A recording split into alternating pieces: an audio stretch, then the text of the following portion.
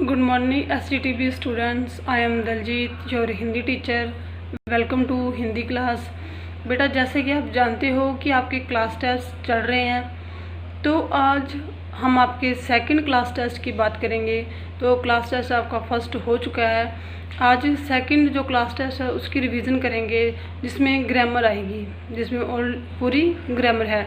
Grammar की revision हमारी अच्छे से हो चुकी है. एक बार हम और उसकी अच्छे से रिवीजन करेंगे. तो जो आपका टेस्ट है वो आपने बड़ी ही सुंदर राइटिंग में कंप्लीट करना है.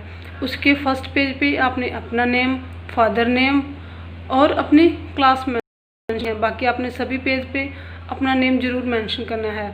और जो टेस्ट है उसको सुंदर राइटिंग में कंप्लीट करके अच्छी सी फ़ोटो क्लिक करके फिर हमें सेंड किया करो. कई बार पूरे आपके जो टेस्ट है उसकी पूरी की पिक ही हमारे पास नहीं आती, तो आपने ये काम अच्छे से ध्यान से करना है. तो चलिए हम इसकी अब रिवीजन करते हैं. डियर स्टूडेंट्स, हम रिवीजन करेंगे. हमारा पार्ट नंबर 1 है भाषा, बोली, लिपि और व्याकरण. भाषा क्या है? भाषा वह साधन है जिसके द्वारा हम अपने मन के विचारों को दूसरों तक पहुंचाते हैं और दूसरे के विचारों को समझते हैं. बोली सीमित क्षेत्र में बोली जाती है, उसे बोली कहा जाता है. लिपि लिखने के ढंग को लिपि कहते हैं. व्याकरण जिसमें हम भाषा के शुद्ध रूप का ज्ञान होता है. व्याकरण के साथ ही हमें भाषा का शुद्ध रूप का पता चलता है. नेक्स्ट है वर्ण विचार. भाषा की सबसे छोटी इकाई क्या है? वर्ण. वर्णों के सार्थक समूह को क्या कहेंगे हम? वर्णमाला. वर्णमाला में वर्ण 2 प्रकार के होते हैं, स्वर और व्यंजन. स्वर जो बिना किसी की सहायता से बोले जाएं और व्यंजन स्वरों की सहायता के साथ बोले जाएं. तो स्वर क्या है? 2 प्रकार के होते हैं मुख्यतः. एक 3 और मानते हैं उसका, जैसे ह्रस्व और दीर्घ उसके मुख्य रूप हैं, और एक प्लुत भी होता है जिसका कम प्रयोग होता है. व्यंजन भी 3 प्रकार के होते हैं, स्पर्श, अंतस्थ और उष्म.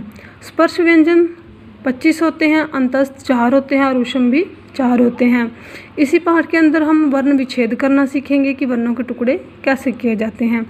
नेक्स्ट है हमारे पास शब्द विचार. इसमें हम शब्दों के ऊपर विचार करेंगे. शब्द विचार के 4 भेद होते हैं.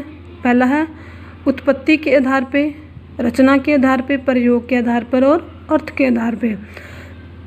उत्पत्ति के आधार पे इसके 4 भेद होते हैं, तत्सम, तद्भव, देशज और विदेशज. रचना के आधार पे 3 भेद होते हैं, रूढ़, यौगिक और योग रूढ़. प्रयोग के आधार पे 2 भेद होते हैं, विकारी और अविकारी. अर्थ के आधार पर भी इसके 2 भेद होते हैं, सार्थक और निरर्थक.